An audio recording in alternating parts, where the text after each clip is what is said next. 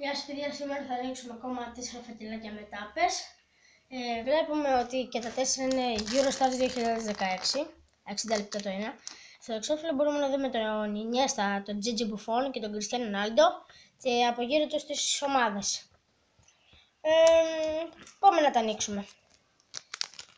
Στο πρώτο φακελάκι, τι είχαμε.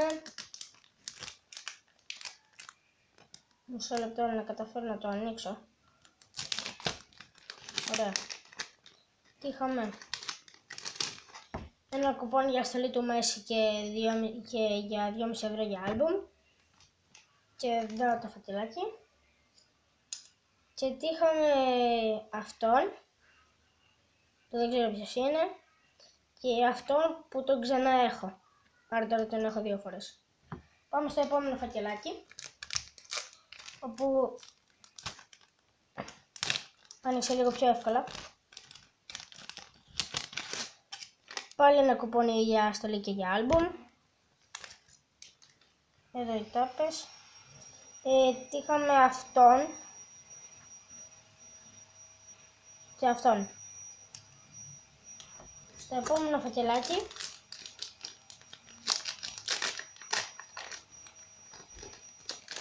Ωραία παιδιά. Πάλι ένα κουπόνι για στολή του Μέση και για άλμπουμ. 2,5 ευρώ.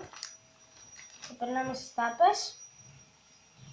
Προς το παρόν ούτε μία καλή δεν έχω τύχει. Είναι αυτές οι δύο. Έτσι ξέρω.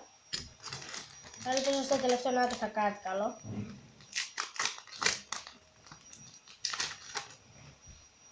Πάλι ένα κουπόνι για στολή του Μέση και για άλμπουμ. Και έτυχα τον... δεν το ξέρω πώς το λένε αυτόν. Και ελπίζω το τελευταίο να είναι καλή. Και αυτόν. Ούτε μια καλή δεν έτυχα, δεν πειράζει όμως. Εδώ οι τάπες που τύχαμε. Είναι 8 συνολικά. Να τις εδώ, και οι 8.